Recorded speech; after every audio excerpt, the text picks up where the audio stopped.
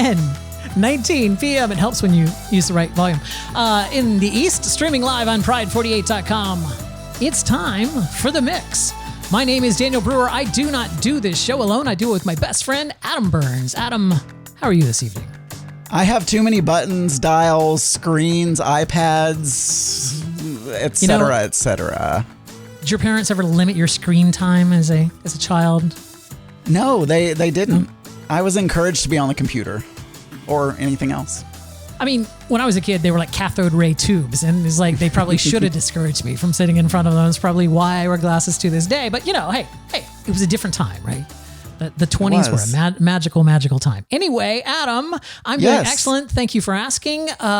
Tonight, we have a very, very special guest. But before I introduce him, you need to know that thousands upon thousands of you listen to this podcast every single week, specifically to hear about my update on my running to run the Disney 10K that is coming up each and every week. People, I get so just the emails, Adam. Just, I know. Well, touching people's lives. I also wait with, is it waiting with bated breath?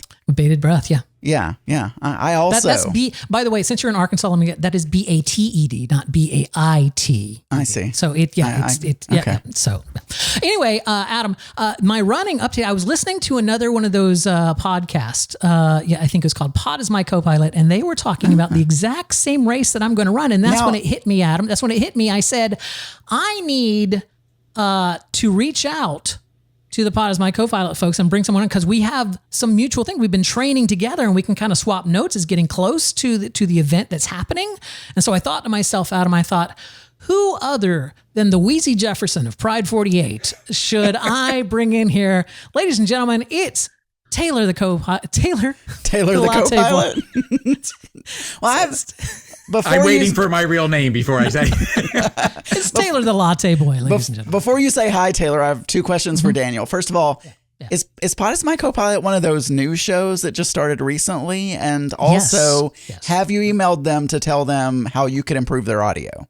No, okay, I haven't. Okay. I haven't emailed them yet. They're hi, on Taylor. my list. Yes. Hi, Taylor. I'm doing fine. Thank you for asking. God, I've always wanted to say that. So, excellent. Hi, guys.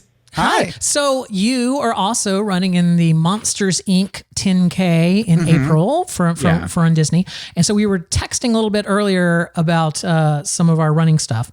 By the way, if you download Strava, you can follow other people. So Strava is so you know how you're on Apple and I'm on Fitbit and other people are on other things. And so you all kind of live in your own little silos. Well, Strava will connect to both Apple Health as well as Fitbit and everything. And so then you can follow other people's runs and walks and cheer them on and whatnot. Oh, cool. Okay. It's free. There is a paid aspect if you want to, but the part that I use, the social part, is all free. It's Strava. And in order to find me, I did this thing. I made a club called Pride 48 Runners. So if you look for that club, and you'll be able to follow everyone that joins that club. So it's Pride 48. Just go to the club section there and search for Pride 48, and then you'll find it, and then join. And one club I will never be a part of ever in my life.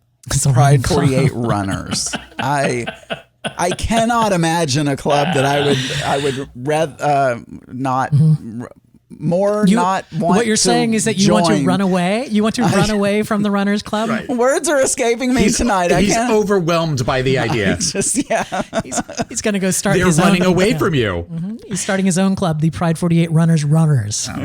Yeah.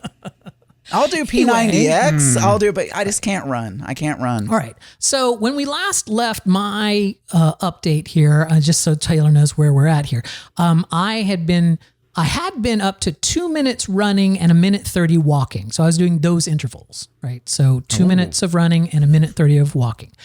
And I was able to do that. Look at her. Pretty successfully. But then I got sick and I had to take 3 weeks off.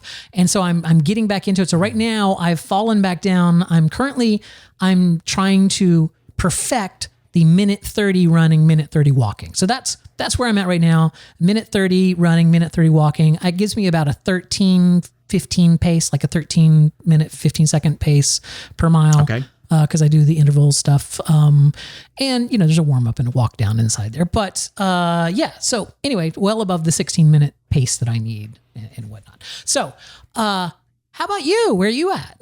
Well, I'm so glad one of us is under the 16-minute pace because I am trying. I have decided that last Friday, I thought, fuck it, I'm just going to try and do the 10K and see how it goes. Yes. And was very much, I do what I do, and it's a baseline number is basically what I'm looking at. Right. And I was actually, I talked about this a little bit on Pod as My Copilot. I was pleasantly surprised how close to the time I needed I actually was. So I thought, okay, Fridays, I'm going to do this. And on the show, Rodan mentioned something about his interval times. Yes. And afterwards, I said to him, are you doing some sort of interval training? To which he said, yes. Yes. Are you doing some sort of interval training? And I went, no, I just kind of run when I feel like running. And I sort of stop. And he was like, you were the one who told me about this back in August with Couch to 5K. So I was like, oh, okay. I need to get my brain in. So I initially thought on Monday I would try, back before I hurt my knee back in the fall, I was at like week 3 of Couch to 5K, and which was like, it's like you walk for 2 minutes and you run for 90 seconds. Right.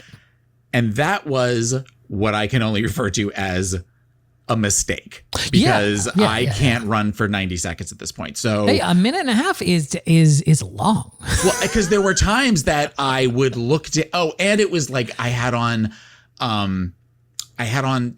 something my shorts. Like my phone was like hanging out of the bottom of my shorts, and then it was like flopping around. So then I was holding my phone, and there was something else that was going on too. So it was just very not working for me. Wait, what was flopping out of your shorts? My phone. Your phone. Your phone. Okay. Even though I wear like the sexy shorty shorts now when I run, it was not. If it looks like a phone, then I need to get to a doctor. So I went and I found an app called Run Intervals. Yes. And it is where you just set your own times for things. Mm-hmm. And then it plays over music that you have. So I was really excited about that today because I'm like, okay, well, the 90 didn't do good for me. So let me try like 40 seconds running for a minute or walking a minute 20, running for 40. So you have something similar. I use one that not only lets me set me on, but you can loop. So I have before I run for the minute 30 and walk for the minute 30, I do a warm up, just running for 30 seconds, walking for 30 seconds, walk. So I do like 4 sets of running for 30 seconds, walking for 30 seconds, running for 30 seconds, and just to get warmed up. And then I do my first minute 30 run. Okay. But this lets me set like all those things. And then the training schedule I'm on, I only run for 30 minutes. So I'm running 30 minutes 3 days a week, right? Okay. That's what I'm normally doing. But Friday I get done with work early. So I figured there's a great little park by my house that I can do laps around, that it's asphalt instead of me running through my neighborhood on concrete because it's not safe for me to run through my streets. So I did it. I used to live near there. You did. You lived a stone's throw away from me. That was who kept throwing those stones. Right. So I did it again today with this interval, and I decided, okay, well, there's no way I'm going to be able to do this through a whole 6.2 miles. So let me see if I can do like 2.5. My new goal during the week is to run 5Ks. Run 5Ks a couple times a week, and then on Fridays will be my 10K or interval, walk, run sort of thing. So I got 2.25 miles through this thing and was like, this is awesome. This is the speed. I was looking down at my watch and I had a pace at that point that was like 15:20 something. So I'm well under the 16, and I'm like, the more I do this, the more it's going to shave seconds off. And I stepped down at one point and a pain shot through my lower back. Oof. That I was like, what did I do? Like, I'm not even using my back. Why is my back hurting all of a sudden? Right. So then I I had to slow down at that point. But I also, in my head, because with Apple Watch, if you run, apparently I have been doing the walk this whole time, and Rodan last Saturday did the run, and he got a special 10K medal So on his watch. So I'm like, fuck this. I'm earning this medal today. So I proceeded to walk the rest of the way. Except then towards the end, I felt better. So I actually ran a couple of times. Oh, cool.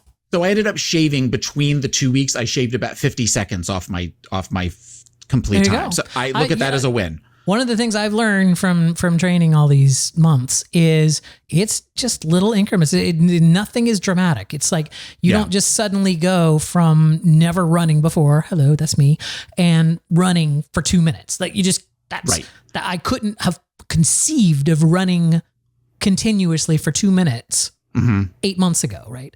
And so to make that, as an achievement at one point, it's like, oh, I can do this for several cycles. So I think I was doing like 6 cycles. So I can do it for like 6 cycles. I can do that and live, right? So yeah, I can do this, right? What was I trying to say? Oh, but when you say you shave 50 seconds off, that's actually huge. I mean, that is a huge thing, and you should be very proud of that. I am. It pissed the back pain pissed me off though today. That I was like, because I was only going to do it for the first 3 miles, and then I was going to say, okay, then you're walking the rest of it. So my goal is to do next time I got to 225. So the next time I'm going to go to 250, 275, and just see how I do over that way. One thing that I learned that I from watching YouTube videos, like you've been watching YouTube videos, is the 10% rule. Week over week, you do not increase more than 10% of your previous. So if you were running for 30 seconds 1 week and you want to increase that amount that you're running, 10%. So go 33 seconds. And then the next week, 10% more. It's like you just do, and that keeps you from getting hurt, because if you overexert your body, that's how most injuries happen. So it's like 10% rule, which when you're doing little bits like we're doing, seems like not a lot. But once you get up to like, I'm running for 10 minutes, a 10% more than that. Right now I'm running for, 11 minutes. Now I'm running for, you're adding bigger increments onto it as you go. I feel like this question was answered, but I'm going to ask it because I just want to make sure that I understood this correctly.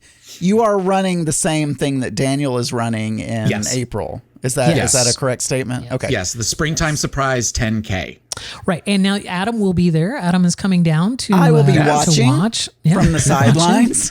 So will my husband. So you have somebody to sit with. And I know Zach is watching too. Zach is not. Kathy Bacon is coming down to view. She hurt herself, so you won't be running. She is signed up for it, but her son is running, so she is coming down to observe. I believe that was the last I heard that she was going to be there. So yeah, there's going to be a bunch of folks there.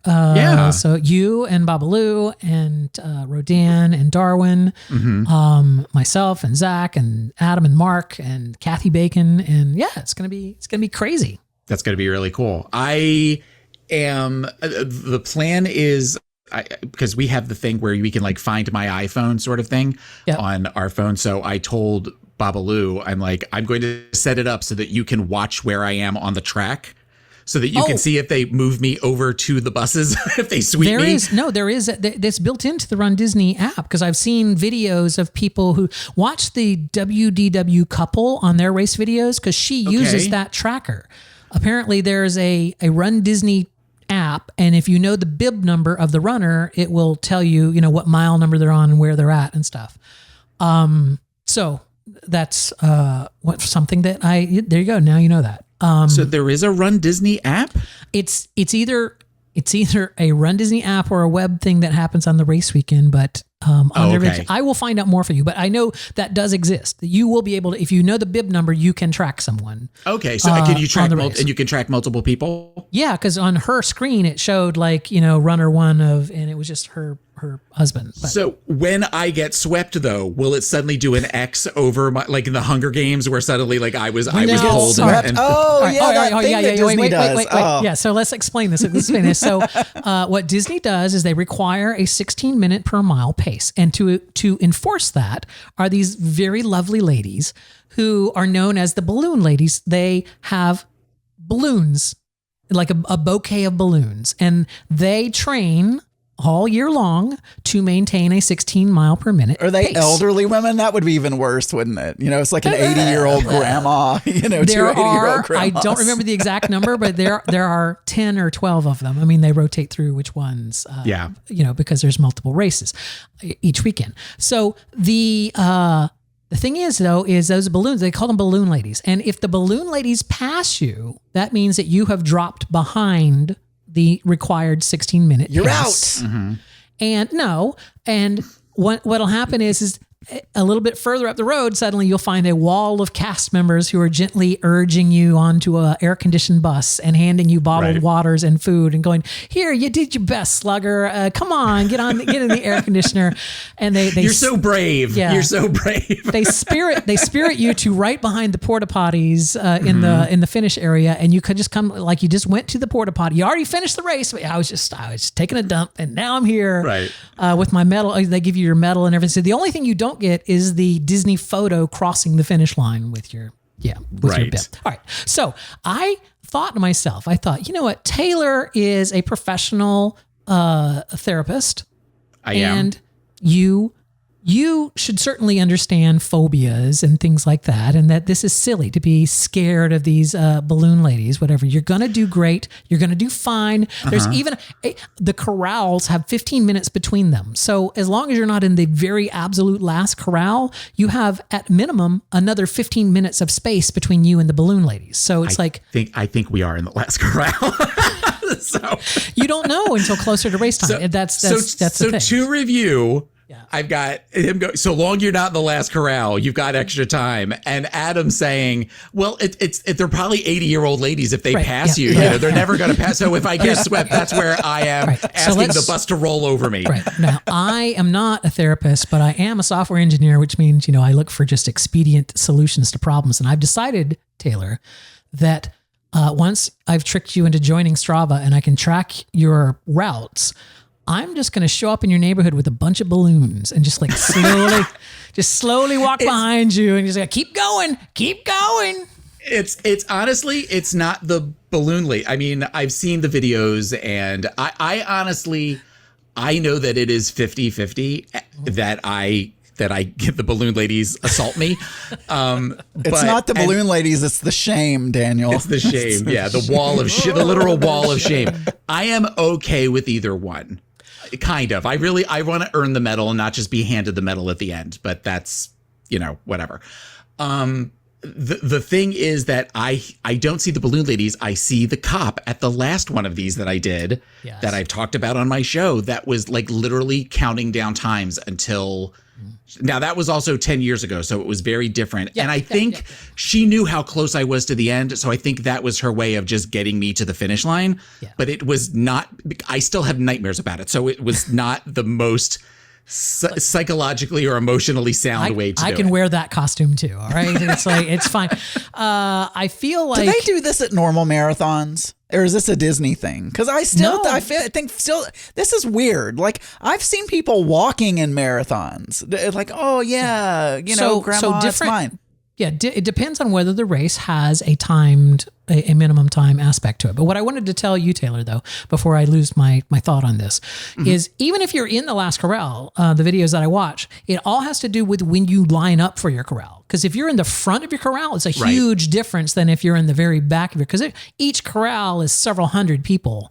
And, if you're up near the front of it, that means that when you get to the starting line, you've got a big empty roadway in front of you, for at least like another 5 minutes or so. You know what I'm saying? Yeah. So Rodan had said that we all have he put us in for 15-minute pacing. Yeah. So that concerns me that they're going to put us in the back, but it is what it is. I mean, I'm going to do what I can. Change it, by the way. It's only I think if you go below 12 minutes, they require proof. Like you have to show your time from another marathon. But I think you can. I think I set mine to like 13 or 14. Okay. So and it didn't require proof. So we'll see. I'm waiting for the comment. I'm waiting for the question though. What question? Come on, Daniel.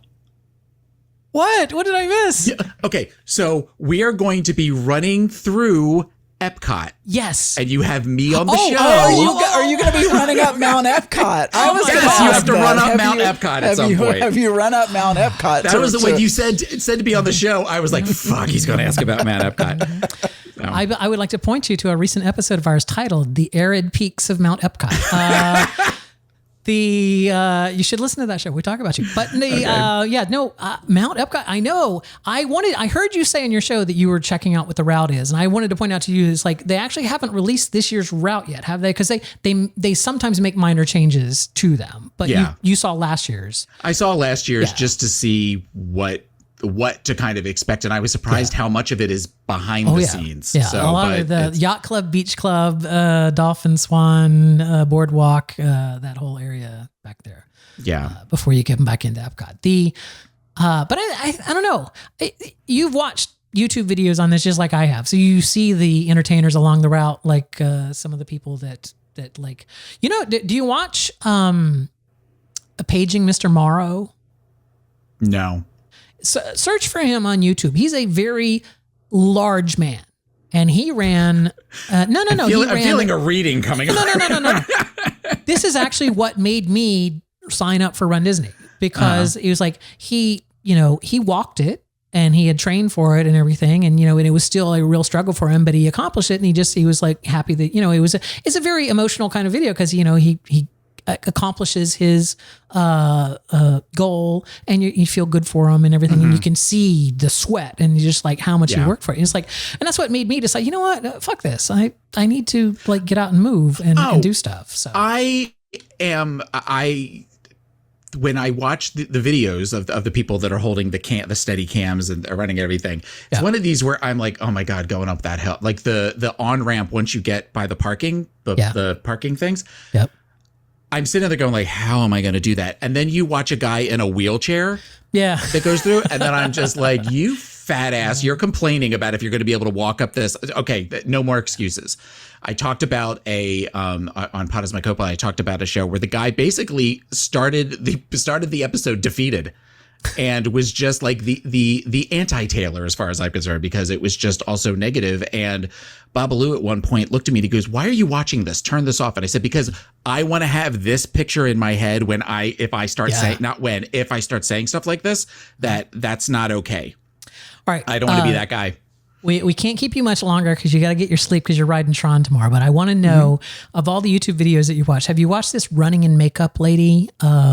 No. She's from Texas. She does all the Run Disney one. Yeah, her big series was the Dopey Challenge. She decided that this year she was going to do the Dopey Challenge, and so her training for doing that and stuff. I've watched a couple of people's. There was a couple of them that were. It was two women, one of which was larger, and she was kind of towards the back. And then there's a thinner one who ran the whole time dressed like Jane from Tarzan with an umbrella, and had the umbrella right here, and realized a half a mile in, oh, this creates wind resistance. This isn't a good idea. So they were pretty good. Passport to Run is the names of those ones that I watched. Okay. And I feel like I've watched a couple of other people's stuff. But Passport to Run, they actually were pretty. The first one I watched, she finished the Dopey Challenge, and I was particularly. I don't know what. I think that's running in makeup, because I also cried at just the way she just. Right. She was the one who had hurt her foot while she was training for it, and she was in a boot on a treadmill. Again, I can't complain if you're in a boot on a treadmill. So yeah, and that was where watching it, I just immediately was just like, I just completely wailed up. So if you look at your Zoom screen right now, you'll see the board looks of Mr. Adam Burns down there. I said, "What's the Dopey Challenge?" but nobody answered me. I'm sorry. I'm sorry. Okay. I would go ahead, Taylor. Explain to him what the Dopey Challenge is. It only happens during the Walt Disney Marathon weekend, right? Which happens in January. So, and then the Princess one is in February, I believe. Yes. Okay, so the Dopey Challenge is over the course of the weekend. They offer four races. They offer a 5K, which is a family race that anybody over the age of 5 can participate in. They offer the 10K that you have to be, I think, over the age of 10 to be in that. You could be in the half marathon, or you could do the marathon. They're each on different days: Thursday, Friday, Saturday, Sunday. You can sign up for all 4. And if you complete all 4, you have to actually complete all 4. If you do, you have completed the Dopey Challenge, and you get a special medal that has Dopey on it. And t-shirt. Okay. And t-shirt. Yeah. So that's it. That's if the 80-year-old balloon ladies don't catch you in one of the races. If a balloon lady catches you, no medal for you. Okay. No, you still get your medal. Well, okay, you don't get the Dopey medal. I'm actually competing for the Sleepy Challenge. I'm having to train to get up that early to watch you guys. I was going to say, considering how early we'll have to be there, you will be earning your Sleepy medal.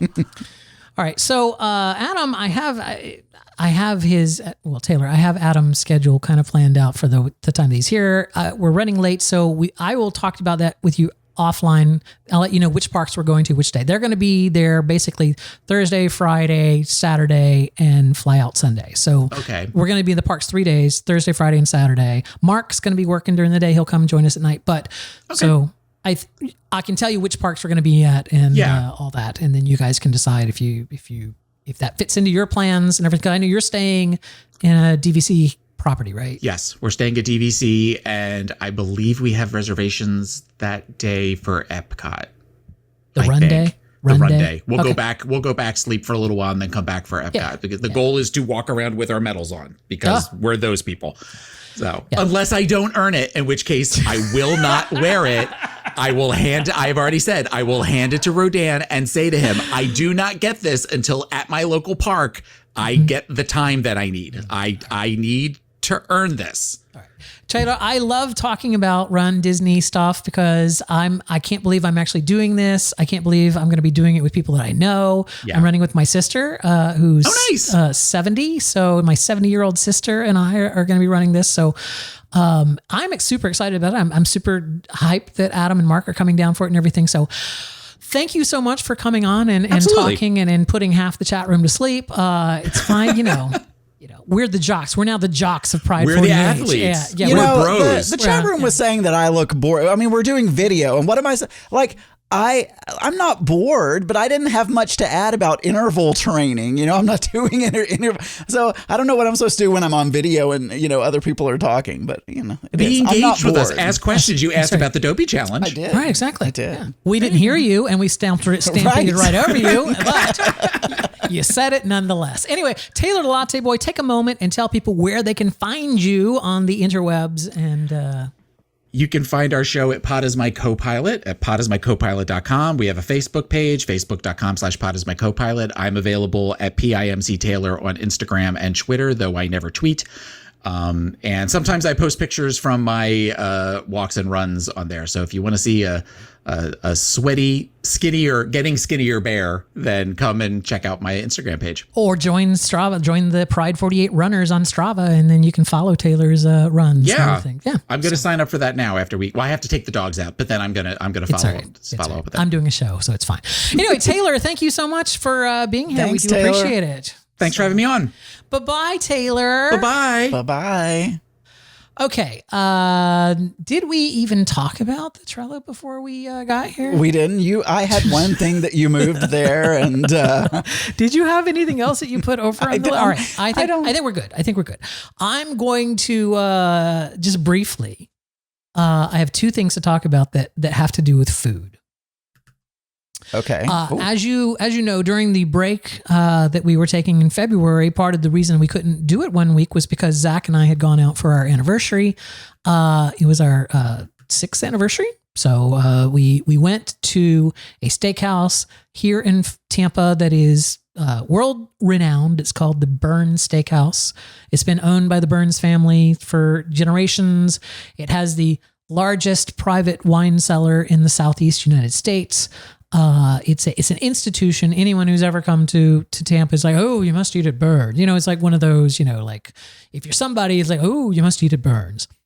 I hadn't eaten there in probably 20 years. Yeah. It's no affiliation to the Adam Burns family. No, it's BER. Oh, right. Yeah. So here's the thing. I hadn't eaten there in 20 years, and I remember it being very good. In like a very special occasion kind of a restaurant you go. It's also, pretty pricey. So I managed to snag this reservation like 60 days out for our anniversary at a 7 p.m. on a Friday night, right? So which prime time, whatever. So we went to Burns, and they have dry aged steaks and, huge wine list and everything. We got our wine and we ordered our steaks, and they came to the table. They had no flavor to them at all. They were so bland. I mean, tender as hell. I mean, just like, yep, I could use a butter knife and cut this thing open, but there was no seasoning on it, like no salt and garlic on it. You know what I'm saying? No butter on it. No, it was just, you could taste a little bit of oaky smoke, because they were char grilled, on oak. And so, but other than that, it was Like I had to ask for blue cheese dressing just so that I had something to put on this piece of meat to give it a taste. Why don't you do? Oh, maybe you don't like this. I always do horseradish. But here's the thing, Adam, I shouldn't have to, when I'm paying $80 for a filet, I shouldn't have to. See, I'm totally with you. You shouldn't have to, but I'm a sauce man.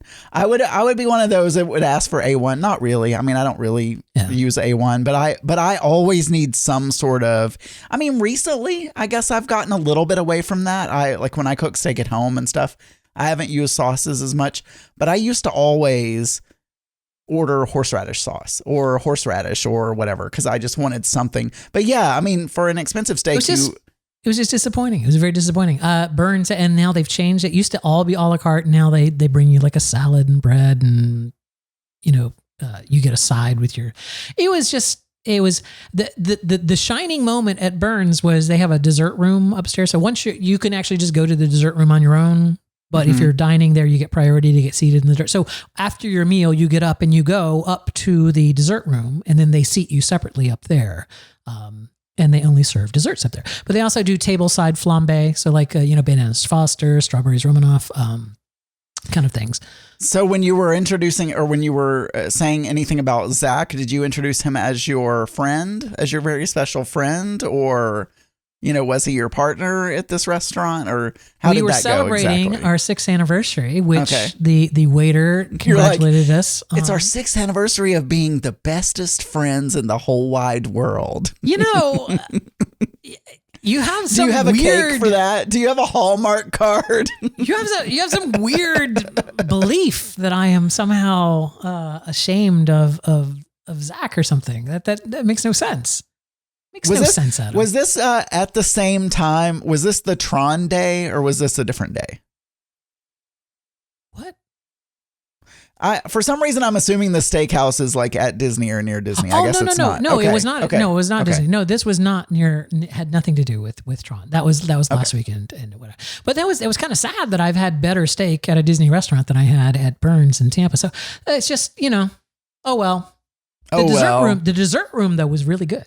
So it was really good desserts. I mean, I like meat, but I'm more of a sides person, which is not good because if I'm more of a protein person, that protein's better for your belly than sides are, but I'm more of a I really want the, whatever. But if you have a good ribeye, a little bit of fat in there, and it's got some garlic on it, some garlic and some salt and some butter, maybe some pepper, and it's just rubbed with some spices before they grill it on the old, oak grill there. That's great. Oh no, it's good. I'm just saying I like meat. I'm just saying Burns, by the way, didn't sell ribeyes. They didn't offer ribeyes.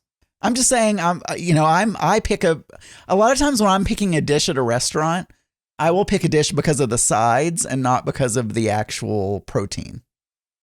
Okay. I'm a librarian in the chat room says that ribeye is my favorite. And I was thinking about you and I'm a librarian the other day because I watched this YouTube series called Jamie and Julia. And it's about this chef named Jamie who's kind of cute. But he is basically cooking his way through the Julia Child's cookbook, and it's fun to watch him cook. He's kind of goofy. He's very easy on the eyes, and he's very funny. And it's so I enjoy watching. He always screws up stuff, but he's fun to watch. Anyway, I was watching this, and he's reading the recipe, and he was like, "And we need to add a half of a bay leaf. I'm going to just add the whole one." Because I don't want to tear it in half. And then he made the book. And then I thought to myself, I'm like, this is a question for Adam and for Mel, because Mel is also doing a cooking podcast. And so I know that Mel knows how to cook and you know how to cook. I don't. I'm not I can grill a steak on a grill, but I'm not a great cook. I'm an okay cook, but I don't get into cooking. Anyway, here's my question. has anyone in the history of food ever went like, oh my God, there's far too much bay in this? It's like, what are those bay leaves? What do they do? What's the difference between 1 or 5? It's like, what is it about a bay leaf that makes it, just a half, just a half a leaf. Bay leaf. Yes, I know how to cook. But first of all, I want to say I really struggle with Throwing Down, which is my not cooking show with Joe, where you constantly talk about cooking. Yes. Because we pick a different recipe every week, or every episode, and we cook that recipe, and then we come back and talk about. Hold on. You know what, Adam? I'm gonna put the link to your Throwing Down. If you're watching on our YouTube channel, just look right there. There's the link. Click on it to go watch the Throwing Down video. So anyway, I do that, but I have never been a follow a recipe sort of person. I will use recipes as inspiration. Mm-hmm. And then I will riff on those recipes. I'll be like, I don't like this particular spice that they're using. I'm going to swap that out. Or I'm going to swap out this or that. Sometimes it's for dietary reasons, like, I'm trying to lose weight or whatever. So I'm going to do a lower fat cut of meat or something like that. But a lot of times it's just, I kind of combine different recipes together. I saw this on whatever. And then, so all that to say, I would do something similar. I'd be like, it's not going to hurt to just put the whole bay leaf in there or whatever. But so what I'll say about that is bay leaf is one of those things, and I'm sure Auntie Scott is going to disagree with me, or maybe even Mel as well. I never notice the difference when I put bay leaf in something and when I don't. So throw the chat room up on the screen if it's not already there. Up there. They're up Okay, there. yeah. So Mel says that bay leaf gives some kind of background flavor that's hard to describe, but too much makes a bitter flavor. And then Auntie Scott was talking about, when you were talking about riffing, Auntie Scott says, make the recipe as is once and then riff. Now, I know on your cooking podcast, Throwing Down, that you do, oftentimes you will substitute things before you've ever made something. That seems to me like you're riffing. That seems I'm saying that's what I do. But I'm trying to follow the recipes as close as possible. But a lot of times, I'm in Arkansas, and I'm not going to go. Look, I'm sorry, but I'm not going to go to 4 specialty stores and try to find certain ingredients or whatever. I'm going to go to my grocery store. If the ingredients are there, I'm going to buy them. But I'm not going to go to, I've got to go to the Asian market, and I got to go to the, Mexican place, and I got to go no. I'm going to go to my normal grocery store. You didn't want to throw the black market in there? It's a fusion dish, Daniel. It has nothing to do with that, but they have specialty grocery stores. We also have Indian grocery stores here. So if you want to get, I don't know, if you want to make a curry, or whatever. But anyway, so Mark would say because in the Philippines, they use a lot of bay leaf, and he describes it as like an earthy flavor. But no, I don't think it would matter between like a half a leaf but I think it also would depend if you're using dry or fresh. I've never used fresh bay leaves before. I've only ever gotten the dry. And so I'm sure fresh is stronger, would be my assumption. Okay. So. Go ahead. The next topic is yours, my friend. Yeah. So and by the way, I don't know if you've been noticing this. My mixer is popping again. Yeah, I don't know if you're getting it. But I apologize. I'm not getting a pop-up, but we are getting ducking when we talk over each other. Do you have both USBs plugged in? If you do, unplug the one that you don't need. I don't know which one is which. So if I do that, you might lose audio. Off the top of my head, I don't know which. They're the same color. I'm not really sure which is going into which. So anyway, yes, Mark is coming back tomorrow. Tomorrow, he'll be back tomorrow. In fact, he is on a plane right now. I think he's leaving on a jet. Sorry. So anyway, so he's on a plane right now, and I look, I've done a good job keeping the house clean. Mm-hmm. Except for the shoe prints on the floor. I'm a clean person in general. Like I keep things straight. I make the bed every day. I wash the dishes. I do all of that stuff. But for some reason, I've just been inspired. I'm like, oh, he's coming back tomorrow. I want to make sure that he has a nice, clean home to come to, et cetera. So today I was running around in between meetings. I took the shelves out of the refrigerator. He will never even notice. But I took the shelves out of the refrigerator. I washed the shelves from the refrigerator because that needed to be done anyway. And, put them back in, threw away all the old stuff from the refrigerator, kind of organized it. And and so did all of that. And I thought, you know what? I'm going to wash the comforter. So I put the comforter from the bed in the washer. Are you raising your hand? Oh, yeah. Yeah. See, I raised my hand. I raised my hand because I had a question. Yeah. Okay. Go ahead. Ask your question. I didn't know we were doing that. I actually forgot what the question was because I spent so long looking for how to raise my hand. Okay. Well, do you want to think about that? Oh, no. I remember what the question was. Why didn't you just call your maid? I could have, but we're not due for her to come back until. I know, but she can do a one-off. That's true. I didn't. Well, I'm not doing super deep cleaning or anything. And they don't like clean the refrigerator or wash clothes normally. I mean, I don't know. I could ask her to do that, but that's not normally things they do.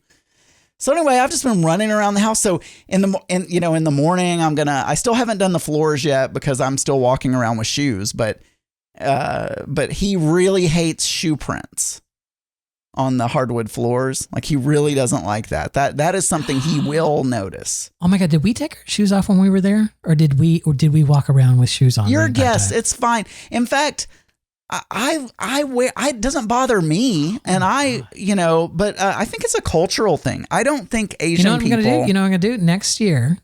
Or at least Filipino. Right. Next year when I come to visit, I'm going to wear wet socks. And that way I'll leave the footprints.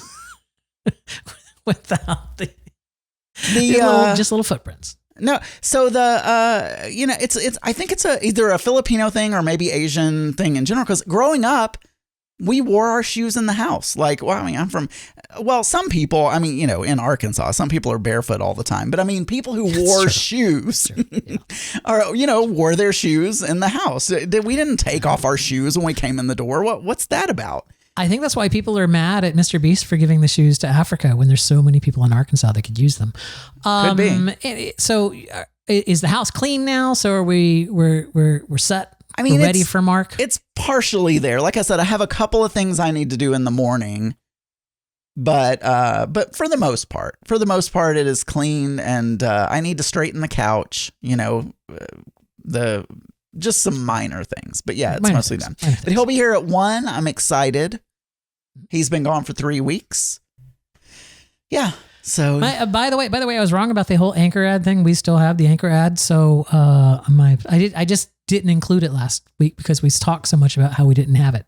So with that being said, okay. Yeah, here's an Anchor ad.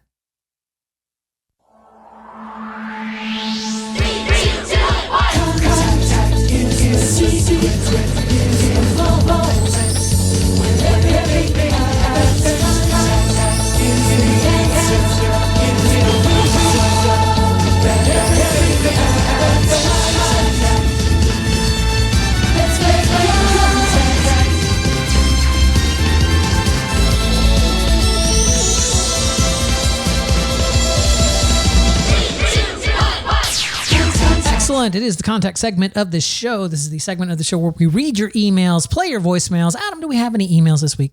We do. It's got a picture though, so I don't know if it's. I'll read it, but I don't know if it's going to be good for. I can't show the picture on the video because I didn't prepare for that.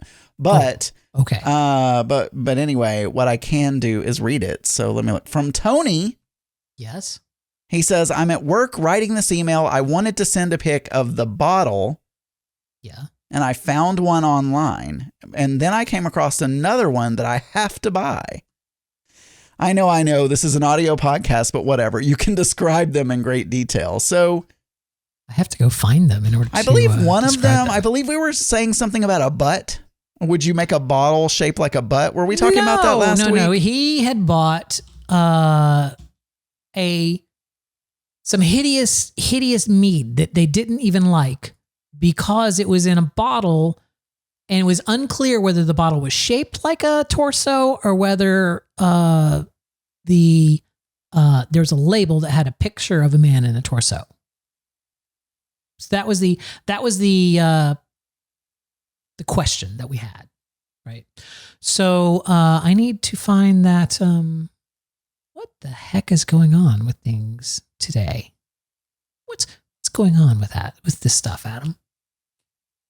I don't know. So anyway, there's one bottle that looks like a penis, although it only has one ball at the bottom. I have to see this, and I can't see them because it's got kind of a purplish color liquid in there, and then there's another bottle that's got some kind of blue liquid in there. Looks like Scope. I don't know if you've ever the mouthwash. The blue. I am familiar with Scope, Adam. Yes. And that's my preferred mouthwash. But it looks either like a torso or a butt. Was it a torso that you said? Or yeah, it was a torso. Oh, okay. I'm trying to find the email. All right, I found it. All right, yeah. So it's a torso. I'm assuming that blue liquid in there is not the mead. Like if the mead looks like Windex, you probably shouldn't drink it. It looks like Romulan ale or something from Star Trek. It's Andorian ale. Yeah. Or whatever. And then the other bottle, yes, right there. No Dan has a picture of it in the chat room there. Yeah, it looks like a penis. So it's a bottle that looks like a penis. See, it's if you show the chat room on the video, then they'll see it. There's it's a bottle of brandy shaped like a penis. The one that he included was the opposite way, but yeah. Well, thank you so much, Tony. We do appreciate the email. And clearing that up. I guess it makes more sense to spend, what did he spend? Like $70 for the bottle? That it's actually, the bottle is shaped like a torso, not just a label, which is what I had thought. Why am I lost? So I'm now showing everyone my email. I don't know if there's anything I shouldn't be showing in there, but on the video you are seeing the two bottles. So how would people see the video, Adam, if they weren't if our normal podcast listeners, how would they see the video? They can go to video.mix-podcast.com. Oh, once this is released. Okay. Once this is released, I'll do that. Anyway. And if it takes you nowhere, well, there you go. There was no video. We have some voicemails, Adam. Let's listen to them now, shall we? Hey, this is Tony in Illinois calling back. You wanted to know about that bottle. It was a torso-shaped bottle. Yes. And your mock-up of the conversation was pretty much how it went also. She was like... I could just see her mind thinking, why do they want this bottle and not the mead? And, how dare he? But you should have just opened it and poured it out, like bottle. Right in front of her. It was kind of sexy for a bottle, and I wanted it. So, yeah.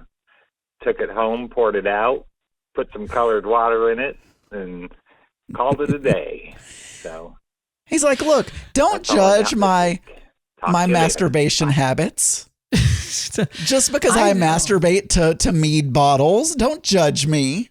I just feel like after you already asked the vendors, like, do I have to have the shitty mead or can I just buy the bottle? Like, do you have an empty one or laying around that I can buy? Because I really don't want your piss tasting mead. And then, no, you have to buy it with me. And then you buy it and you just uncork it and just pour it out right in front of her. Just like going, this is what I think of your shitty mead. Yeah. Exactly. I like how you weren't even paying attention, but there was a lull in the conversation. You're like, oh, I guess I should laugh. No, I was paying attention and my mic was muted. And I was laughing, but my mic was muted. I mute myself so that I don't make weird noises in between, breathing noises and other things that nobody wants to hear, farts. Let's go to our next voicemail, shall we? Hello, it's me again, Tony in Illinois calling. Hi, Tony. I just had to call back because... I don't know. I have called into Mix Minus, but I've called into Geeky Gay also. Yeah. But I'm the one who keeps bitching because the level 13 episodes aren't put out in a timely manner. Yes. I need something to listen to on my drive to work and on my drive to home after work. And it's a 42-minute drive. 42. And there's just not good content out there. And pretty much mix minus. Wait, and level 13 is... Minus? Level 13 is he considers that to be good content. Well, wow. Level 13 is not even a podcast. And he's saying it's better content than the podcasts that are out there. Sweet. All right, here, listen. I listen to Geeky Gay. I listen to, Enormous. Enormous. And Harvey. Weird AF News. Weird? What? Big Fatty Online? Sometimes gayish, but yeah. I don't know. I'm kind of falling to the wayside on gayish. But yeah, that's about it. And then I run out of content by the end of the middle of the week or so. Yeah. Except for the daily Geeky Gays that I can listen to, but they're only like 12 minutes long. So what do I do with the other 30 minutes on the drive? But yeah. So I don't know. I'm the one who bitches. I think you could. That. Could what? He could meditate. Of which I haven't seen. Wait, hold on. Yes, he could meditate? He could meditate. The extra 12 minutes, just meditate in the car. You don't have to close your eyes while you're meditating, right? You could just like take deep breaths, think some kind of thoughts. You could join Audible. You could listen to some audiobooks. I mean, you do have to have finger symbols to meditate, though, right? Don't you have to do like, or whatever, and then why would you not? Incense. Incense should be burning. Incense is how people would be around you when you're using the fingers. You're in the car. Definitely. Let's continue the phone call, shall we? Any level 13 lately pop up. Yeah. On I'm a bit behind. Yeah. So what's up with that? Yeah, I'm behind.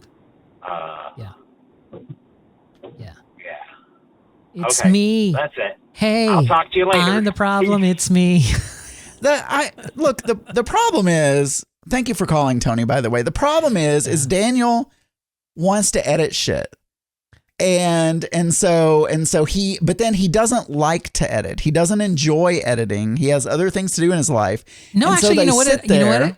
I don't like the rendering. It's like, I'm fine with the editing. It's just, but then when I hit process to actually export everything out and run all the filters that I have from the editing, it takes like 22 minutes to fully render out our podcast. So you could meditate.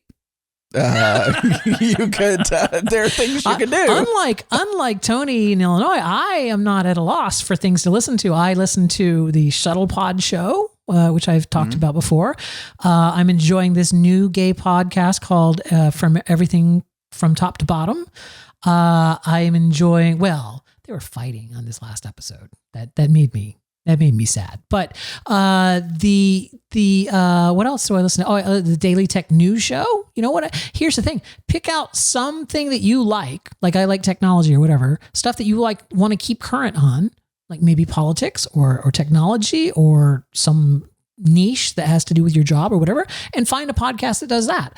Like I decided a long time ago that I would rather, if I'm going to spend 30 minutes of my life, I would kind of like to maybe occasionally learn something from that, right? So it's like, that's why I listen to so many news podcasts and tech news podcasts, is because I like to keep current on that kind of thing. So I feel like, So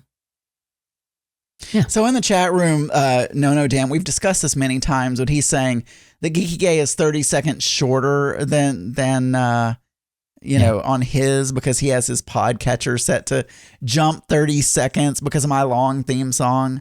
You know what? I do too. You know what I'm going to do? I'm going to start talking for 30 seconds at the beginning with no theme song, and then kick the theme song in. And then it's going to screw everyone up, because then you won't know what I'm saying if you have your podcatcher, go forward. I may say something very important. Here's the thing. I listen to your podcast while I'm running or walking, and if it gets screwed up too many times, I'll just take it off the list. And it's like, all right, well, I can't. I'm not going to listen to that while I'm running and walking. So, and I can't fiddle with it while I'm running and walking. So I'm gonna read the the lucky lotto numbers at the beginning before I play the theme song. I like how you mentioned Big Fatty Online, but that was never even a suggestion. Like to listen to Big Fatty Online, and I kind of feel like I love Big Fatty, love him to death. I listen to the little Larry cast that they do every week. Mm-hmm. But I listened to Big Fatty for years, but I enjoyed the time. Same thing with The Simpsons. I enjoyed The Simpsons for the first 10 seasons or whatever, and after that, occasionally I'll look at it and laugh or whatever. But it doesn't hold the same magic, the same mystique for me because I feel like I know Fatty, so it's like Anybody that listens to me but not Big Fatty, I don't quite understand because his shows are, I think, more entertaining than mine because he actually has segments and he has content, right? Well, for the most part. Whereas I just ramble for 10 minutes. Like there is no segments, no whatever. I just ramble. And there's something to be said for something that is predictable and something that isn't, right? It's like, you know what I'm saying? I'm just like, today we're going to talk about, what did I talk about for the whole time? Mayonnaise. Today we're going to talk about mayonnaise for 10 minutes. Perfect example. Again, I love Big Fatty.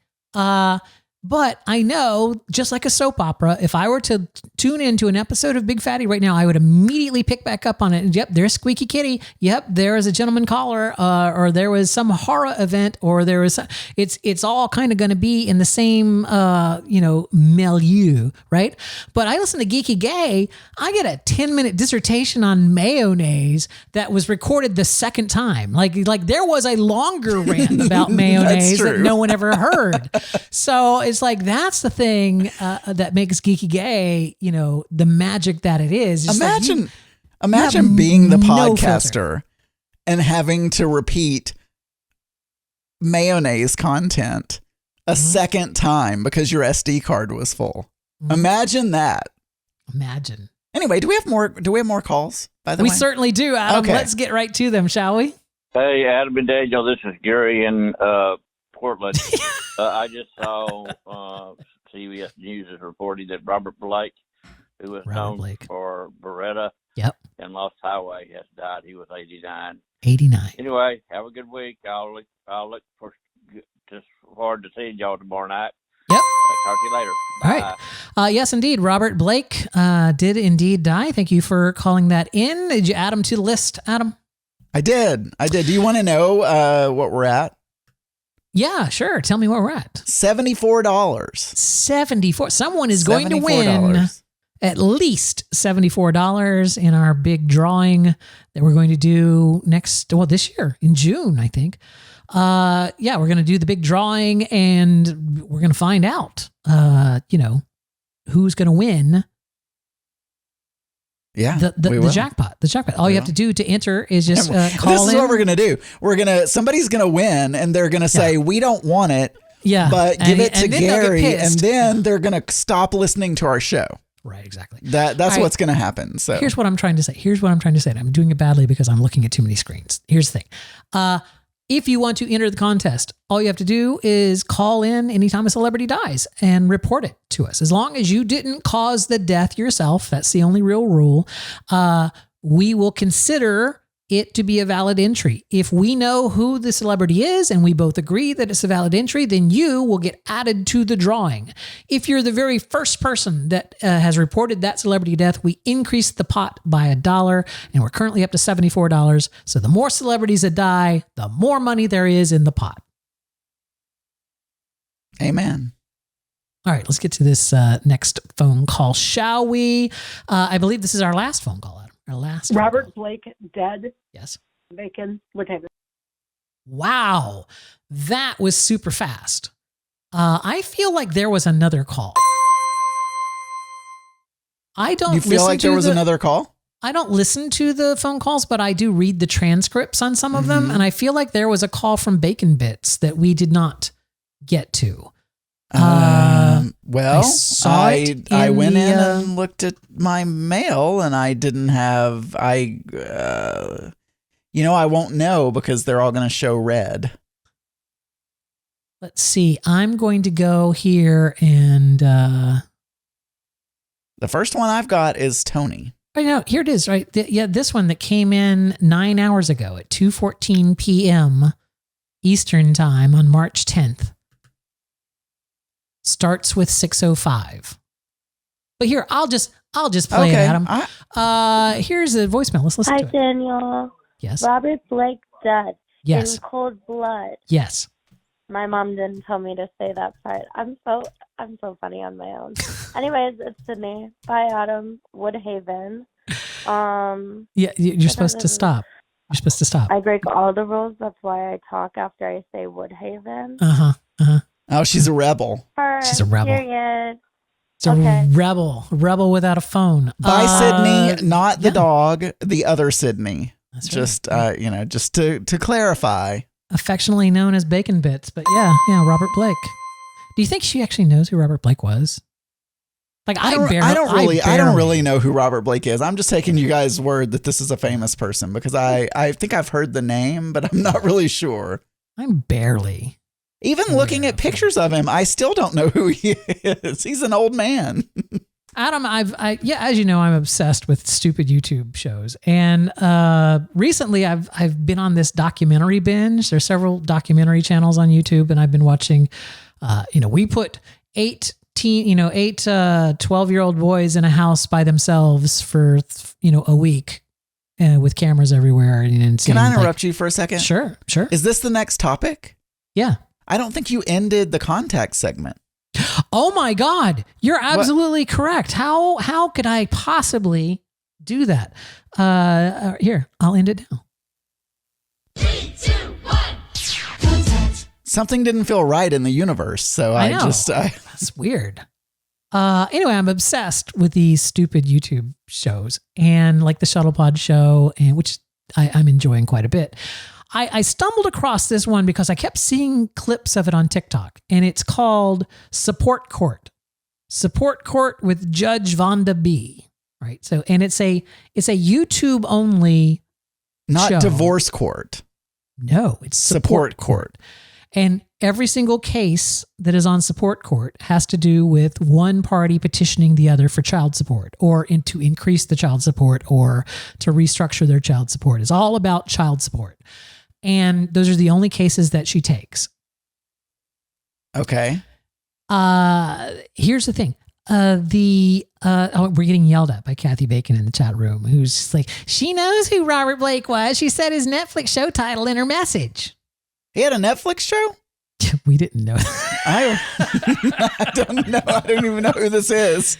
See, making an illusion like that is very works much better when the hosts actually know what the illusion was. All right, here's the thing, Adam, is I'm watching this Support Court with Judge Vonda B, and they have clips on TikTok, and they're the juiciest clips, Adam. Like like some woman just screaming and won't let her husband speak, right? And Judge Vonda like banging a gavel and going like, quiet, you will be quiet. It's like just crazy clips. Like you're going like, oh, wow, this is like Judge Judy on steroids. This is like amazing. So I looked it up. I found it because I'm thinking, oh, this must be like a TV show. Like the video quality and the production elements are good enough that I'm like, oh, this could be a TV show, right? Not like a major TV, not like a big budget TV show, but any of the judge shows that you see on your cable, on CW or WB, any of those yeah, could equals that, right? So here I'm gonna play the intro here, Adam. I'm gonna play like in there's no talking during the first part, so I guess I can talk.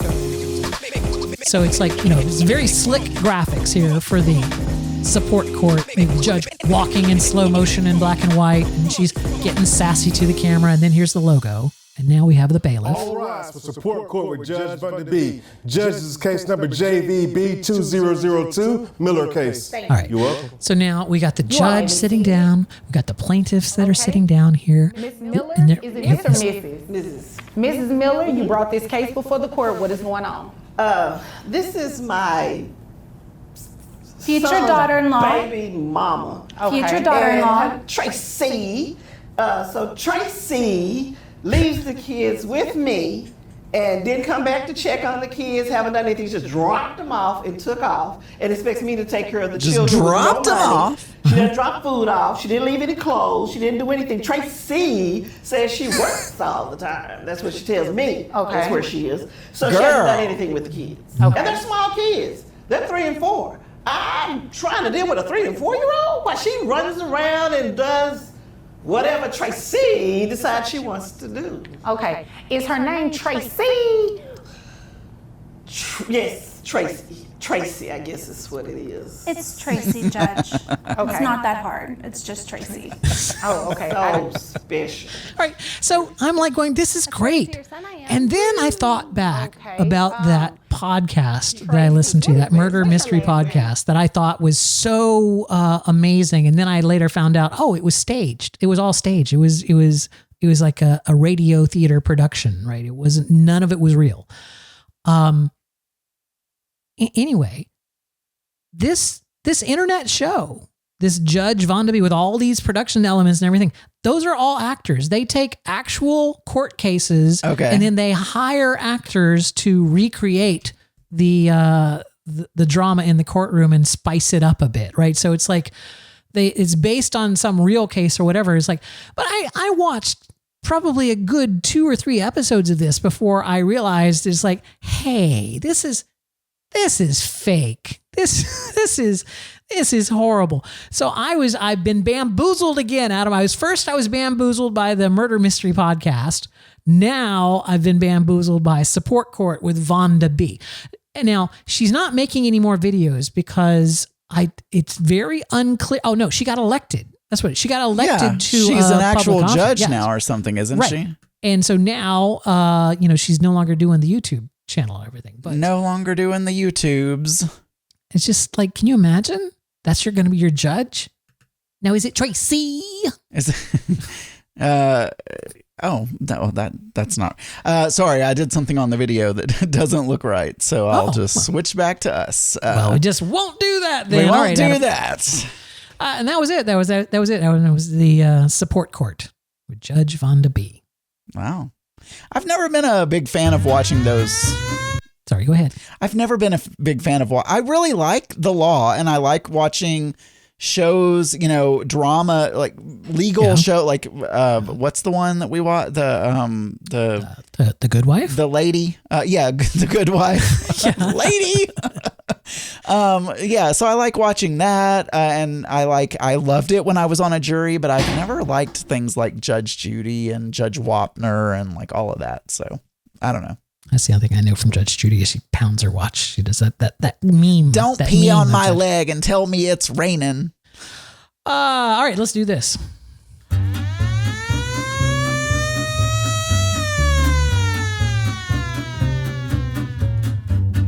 News game. It's the news game. It's the news game. What questions will he ask? It is the Mix Minus News Game. This is the segment of the show where we, we don't read your emails and play your voicemails. That's the contact segment, Adam. This is the segment of the show where Adam will read me 5 questions from the New York Times News Quiz, and I, using only my head, brain, and mouth words, will answer those questions. These are multiple choice questions. I will try to answer them without using the multiple choices, but I am always free to ask for what the choices are. After Adam has asked me those 5 questions, we will move to a bonus round where within 60 seconds, Adam will read me as many questions as he can from a Trivial Pursuit card found from the Smithsonian Museum. I screwed that part up. Anyway, Adam, what is our first question on the old news quiz this evening? Okay, Daniel, our first question is, did you follow the news this week? Oh, sorry. That's not a question. Take our quiz and see how well you stack up. Yes, I got a point. I did follow the news this week. Intelligence reviewed by U.S. officials suggested which group was behind the attack last year on the Nord Stream pipelines that carried natural gas from Russia to Europe. Oh, some Ukrainian support group. What are my choices? A Chinese opposition group. No. A pro-Ukrainian group. Yes. Is that your answer? Or do you want to hear? Tell me the rest. Iran's security forces. No. Russia's spy agency or the U.S. military? No. Okay, yes. It's the Ukrainian support group. That is correct, Daniel. I didn't know the answer to that. President Biden's proposed budget announced this week included a plan to extend the solvency of Medicare beyond 2050 in which 2 ways? Oh, crap. Oh. Okay. One of them was the tax people that make over $400,000 a year. Increasing taxes on people earning over $400,000 was one. Well, I don't know if that's correct, but that is a choice. All right, what are my other choices? Cutting the Defense Department's budget in half. No. Raising Medicare's age of eligibility to 70. No. Strengthening Medicare's power to negotiate drug prices.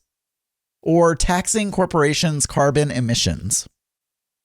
Yes, that negotiating. They've been talking about negotiating drug prices for like 2 fucking decades now, and they never do anything about it. So, yes, that.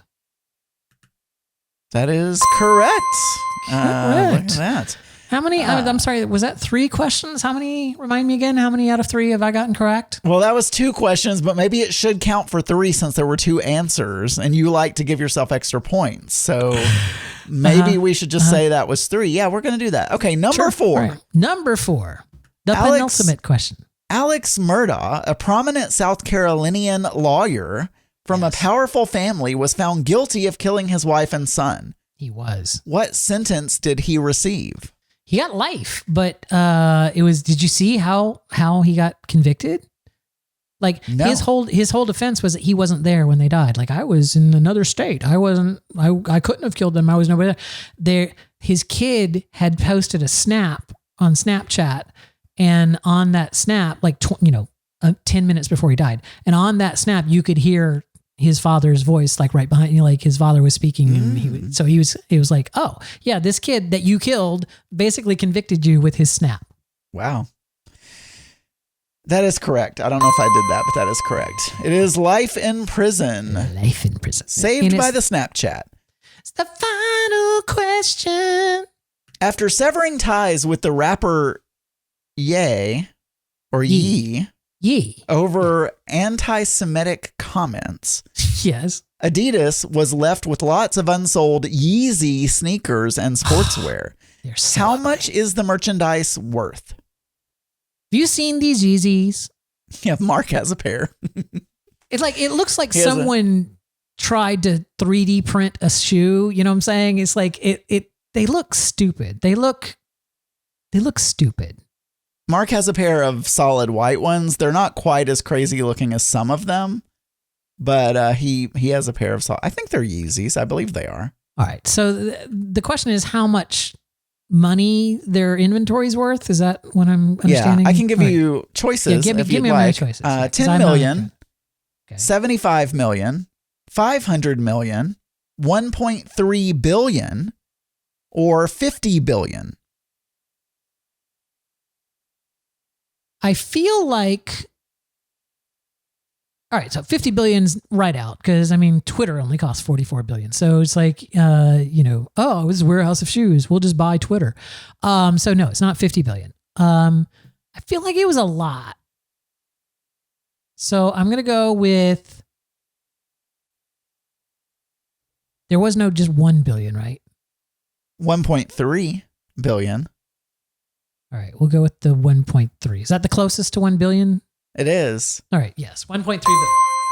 That is correct. It's 1.3 billion. Adidas' CDO, or as they say in Europe, and it probably is the correct pronunciation, Adidas, said the company was considering selling the inventory and donating the profits to do something good. That was also a total guess, but I'm glad that it worked out for me. Hey, you know what? Whip out that old Trivial Pursuit card and let's get us some bonus points. Let's put 60 seconds up on the big board. The game begins in 3, 2, 1. What's the Greek name for hell? Hades. What game show host hung a sign in his dressing room reading WGMC, World's Greatest Master of Ceremonies? W what? WGMC.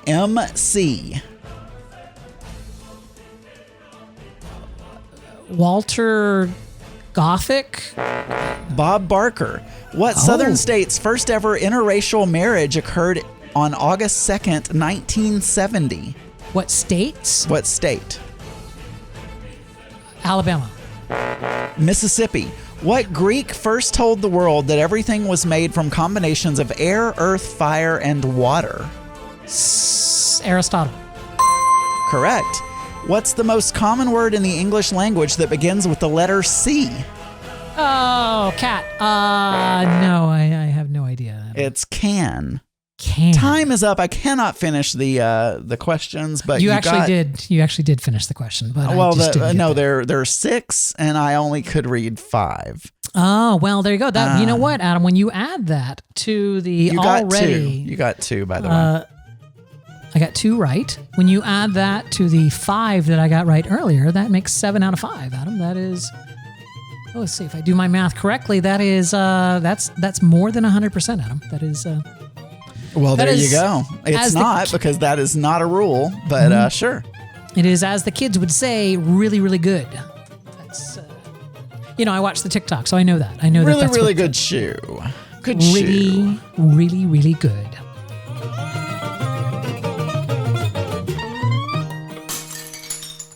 I was going to say I have to get back to my thing here. This is the shitty part of the show where your mic cutting in and out when I'm playing music is going to test me. It didn't come through on the recordings, so it's just. It's got to be Zoom. It's got to be Zoom and their settings. All right. So, Adam, what happens every single week, our executive producer compiles an exhaustive compendium of all things that happened on the day that we are recording of some other year. So these are going to be things that happened on March 10th of some other year. This is from the Mix Minus Research Center Archives and Test Kitchen. I hesitate to do this part because you're ruining it on your show. So I no longer feel good saying that today is National Whatever Day because you've already run through all of them on your show. So it's not going to have any I haven't because these are not on the list. He must have a different list than I do because neither one of these first 2 are on the show today. Well, then happy ranch dressing day, Adam. Happy ranch dressing day. I love ranch dressing. Ranch dressing and poppy seed dressing are my 2 favorite. I like blue cheese dressing. Ugh. And tastes I like feet. You know what? I was visiting Auntie Scott one time and he made chicken wings, like really good chicken wings. And he was like, we have ranch? And I'm like, oh, I usually eat my chicken wings with blue cheese. And he's just like, oh, we don't have any blue cheese dressing. And I'm just like, oh, well, it's fine. It's fine. You know what? It's fine. Just put your toes in some ranch. And then he's like, no, we have blue cheese crumbles. And I'm like, well, I don't want to mash the crumbles on that would be don't worry about it. The ranch is fine. Adam, he went in and added blue cheese crumbles to ranch, to sour cream. Oh, to sour cream. Okay. And I probably put some garlic in it. I don't know, just all kind of. And it was like the best blue cheese dressing I'd ever had. It's like I didn't even know. That's like as a kid when you learn that if you just mix ketchup and mayonnaise and relish, it's Thousand Island. It's just like, wow, I never fucking knew that. It's like your mind is just blown.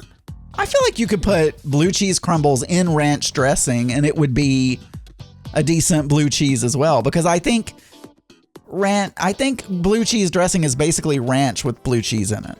No, he says cream too. Yeah. I think ranch has got some herbs in it. Well, it does. It does. Blue cheese doesn't have. I don't remember the little green flecks in my blue cheese dressing. Anyway, happy National Ranch Day. On this day in 1971. Oh, I should not have. So that's the reason you wanted. That's the reason you wanted me to stop reading the entire list, is because you thought it might screw up this show. That's the real reason that you wanted me to stop reading the entire list. No, I was concerned for you. Oh, okay. On this day in 1987, an AIDS advocacy group, ACT UP. Do you know what ACT UP stood for? No. The AIDS Coalition to Unleash Power. It's formed in response to the devastating effects of the disease had on the gay and lesbian community in New York. So, yeah. March 10th, 1987 was when ACT UP was formed. That was formed by, what's his name? Larry Kramer, right? Why am I asking you? I don't know. But, yeah. Oh, okay. On March 10th, 2003, it's reported that Disney World's Swan and Dolphin hotels are being redecorated in an effort to make all 2,300 rooms more luxurious. I've never heard of a Swan and Dolphin hotel. We're going to be passing right by the Swan and the Dolphin while we're Well, you at should Disney. call it out to me. Adam, here is the famous Swan and Dolphin Hotel that was remodeled back in 2003. I don't know if you knew that. Kathy Marshall in the chat room wants to know more luxurious than what? I'm assuming a Days Inn because we stayed there in like 2020 and 2018 or something. It wasn't all that. Let's see. Also on this day in history. No, that's boring. The first Book of the Month Club selection was published. Have you ever Is that like Oprah's book club or whatever? Yeah. Have you ever joined a book club or a Book of the Month club or anything like that? No, I haven't. I remember, well, it's probably a different thing, but Columbia House used to have this CD of the month thing where they would send you a CD, but I'm assuming this is more like you go and read books with people or talk about books you've read or something like that. And I'm such a horrible uneducated person. Lolly Willows or The Loving Huntsman. What? I'm assuming that was the name of the book. Lolly Willows or The Loving Huntsman is the first Book of the Month Club selection. Oh, well, that was 1926. I mean, it must not be a classic because who doesn't remember Lolly Willows or The Loving Huntsman? I have it right here behind me. Let me read from it for you. Let's see. By the way, they would totally read from it. And even if it was a classic, I read John Grisham. Like, it's not like I'm not going to be reading classics anytime soon. On March 10th, 1988, disco sensation Andy Gibb died at the age of 30. That would have been one of those celebrity death phones where I would have been like, I have no idea. You don't know Andy Gibb? No, I don't know who that is. Well, you can tell by the way I wear my walk. I'm a woman's man. He was one of the Bee Gees. Is that the same song? Yes. Oh, yes. Okay. Yeah, I don't know him by name, but I know that song. From the Weekly World News, from the March 10th, 1998. 1998 edition. Yeah, it's got Hillary Clinton on the cover here. First fatso Hillary could gain 200 pounds from marriage stress, say top shrinks. How is this even news? They're saying she could, not that she did, or anything like that. It's not even news. They're just saying, she might gain 200 pounds. Some No Dan in the chat room has posted a picture of Lolly Willows or The Loving Huntsman. Yeah. Now that I see it, I remember. Yeah. Now that I see it, I remember the book. Yeah, of course I read it, Adam. What is Lolly Willow? Is Lolly Willow's a witch?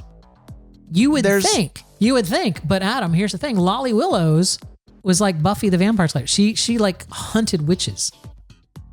But there's also a character called the Loving Huntsman. Maybe the Huntsman is a witch hunter. That was her sidekick. Anyway, it's kind of like, I don't know, Batman and Robin, right? Lolly Willow or the Loving. Oh, maybe it was or the Loving Huntsman. Huh. Wonder what that or is doing there, Adam. That I don't know. I feel like I've pondered way too far. Okay, everyone, stop what you're doing right now. Yeah. Go and read Lolly Willows or The Loving Huntsman. We're going to discuss it in next week's Mix Minus. We got to give them more than a week to read it. No, a week. This was the book of the month. It's like this implies that it's going to, and this was 1926. They didn't have TV to distract them. It's probably 1,500 pages or something. It's probably crazy. I doubt it. It looks like a pamphlet from that picture he posted. I'm going to have to check into this myself because, I'm going to be running that race really early in the morning. A miracle drink makes joggers glow in the dark.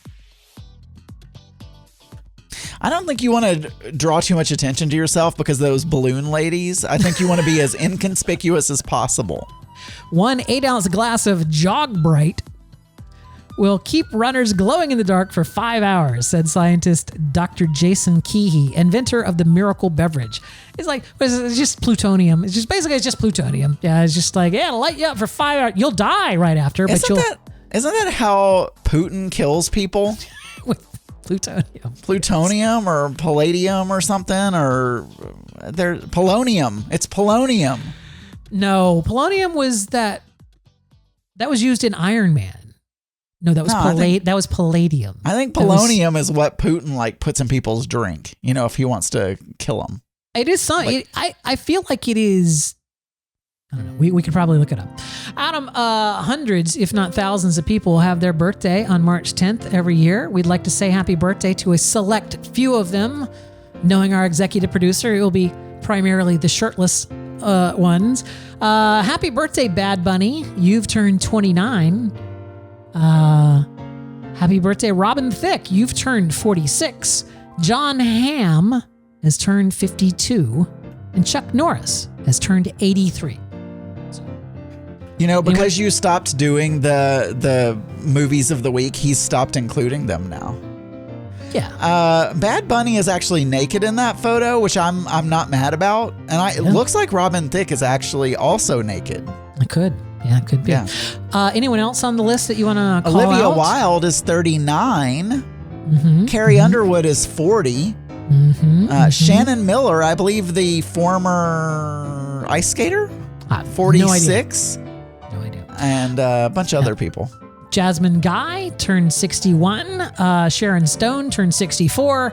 And Osama bin Laden was born on this day in 1957. Paget Brewster is 54. I believe she's from Criminal Minds. No, not Punky Brewster. Punky Brewster could not possibly be. Anyway, happy birthday from all of us to all of you. No, Paget Brewster, Criminal Minds. What was the theme song to Punky Brewster? Like without Google. I don't know. Was it Maybe the World is Blind? Da, da. I didn't watch Punky Brewster. We'll find out. We'll answer that musical question in the level 13 that will be happening immediately following this show. That's right, ladies and gentlemen. It is a whole other show after the show that we do exclusively for the members of level 13. However, as Tony from Illinois has pointed out, I never post them, so you'll never hear them. No, I will. But if you want to hear these shows, you can join Level 13. It's absolutely free. All you have to do is send us an email, contact@mixminuspodcast.com, and say, hey, I want to join your exclusive fan club, whatever. Did I call it an after hours club? I don't know. Our after hours club, our speakeasy. If you want to join the Mix Minus speakeasy. Speakeasy? Did I say that the New York Times once labeled it the apartment across the hall from Wheezy Jefferson? No, I don't need to mention that. That's just bragging. Anyway, if you want to join Level 13, all you have to do is send us an email and we'll get you hooked up. Okay, let's talk about the elephant in the room, Adam. Okay. I wish I had an elephant sound effect, but I don't. We are hosted on Anchor. We used Anchor. We've not only have we used Anchor, we have a freaking Anchor commercial, like where we do a commercial for Anchor. Yeah, you're very perky. Very perky. Have you ever wanted to blah, blah, blah? Well, you should try Anchor. If you ever wanted to blah, blah, blah, well, then you should blah, blah, blah. So I do the perky commercial. We've all heard it. We all hate it.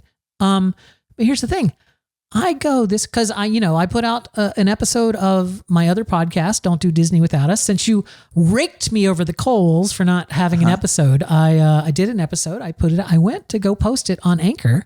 I listened to it, and you were fat shaming people who couldn't fit on the Tron ride. Adam, Anchor wasn't there. Anchor wasn't what? If you go to anchor.fm, it's gone. And here's the thing. It just happened in the middle of the week, just without notice, without warning. Suddenly, anchor.fm redirects you to Spotify podcast or podcast.spotify. It's like, and you have to re-sign in. I don't know my passwords. I signed into those accounts ages ago. And so I'm having to like find passwords and get things reset back up so that I can actually post to our feed and everything. So I don't know what's going on, but Anchor is not there. So here's the thing.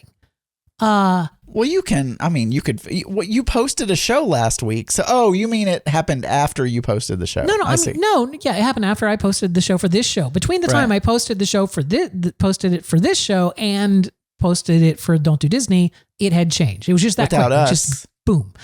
So, here's the thing. What I did was I turned on a feature on our Anchor, on our podcast. So I think if you actually go to anchor.fm, and I'm trying this live. So you must have remembered how to log in then if you turned on a feature. Oh yeah, no, I finally did get in. But if you go to our page, which is anchor.fm/mix-minus, right? If you go to our page, or you link to it from just mix-podcast.com, you can get to it. But the point is, if you get there, you'll see that it redirects you to podcasters.spotify.com/pod/show/mix-minus, which, boy, that just rolls off the tongue. I set up a thing here. So if you want to subscribe to our podcast, it'll take away the commercial. And I think I set the subscription for $1.99 a month. You don't have to do it. I don't care. My thought is that Anchor's probably, now that they're getting absorbed by Spotify, they're probably going to start charging us to store our audio, and it's not much. It's usually like $10 or $15 a month. But if you want to help, you can, and it'll get rid of the commercials for you. You can just go to that page, to anchor.fm/. That's how we get you, ladies and gentlemen. We were like, we're just gonna look. We just do this for fun. We're not gonna, and then we sneak in a commercial here or there, and now it's like, oh no, we don't charge anything. It's like, well, but if you want to get rid of that commercial, $1.99 a month, get rid of the commercial. $1.99 a month. Adam. That's 50. Do whatever you want. That's 50 cents a show. Mama's got to buy her hot tub supplies. Come on, Adam needs that. Just 50 cents a show. But here's the thing. No, we're not going to charge for level 13. We're not going to do any of that stuff. I'm just saying, and I'm not even going to hit this hard. If you want to support us, please do. And if you don't, that's cool too. You don't need to. It's fine. Neither Adam nor I are hurting in any way. I'm hurting. I'm hurting far worse. The money that is in there right now is still in there. And in fact, we were going to use it to pay for Riverside, and then it ended up not being what we want, all that we wanted it to be. So, but yeah, that's right. I just wanted to talk about that. I mean, I don't know what's going on. Anchor, like, there wasn't a big announcement about it. There wasn't like they had some event this week that we were invited to hear about. There was in was your it a email. gala? Was it a gala with like a black tie where we should have like had champagne and all that kind of stuff? A gala? A gala? A gala? Whatever. A gala? A gala. Yes, whatever. Yeah, well, you know what happens. Companies buy other companies, Daniel. Mm-hmm. And then slowly over time. Anchor has always been wholly owned by Spotify. Like Anchor, not when it first started. Yeah, when it first started. No. Anchor's been around for a long time, and it was before Spotify was doing podcasts. As long as we have been with it, it has been Spotify. We know it's Spotify. But they had an event called Tune Into Spotify's Stream On event, March 8th, 2023 at 10 a.m. Pacific time, 1 p.m. Eastern. That's probably when they switched it over. So they probably made an announcement at this Stream On event. I don't know if it's online, if I can watch it after the fact. Is that what someone just put into the chat room? No, they put it in there's an article. Spotify shuts down Anchor, replaced by Spotify for podcasters. And I'm kind of pissed at Spotify because I have Spotify Premium and I don't yet have the DJ AI, and that's only rolling out to premium members. Like, screw you people. I want that AI DJ. But no, I don't get it, Adam. And I just have to stare at I check Spotify like every day. Let's just end the show, Daniel. It's too much. It's just, I can't take this. Anchor was fine. You know, we used to roll our own feed. What happened to that? What happened to those days? Those days are long gone, my friend. Along with, the pigment from my beard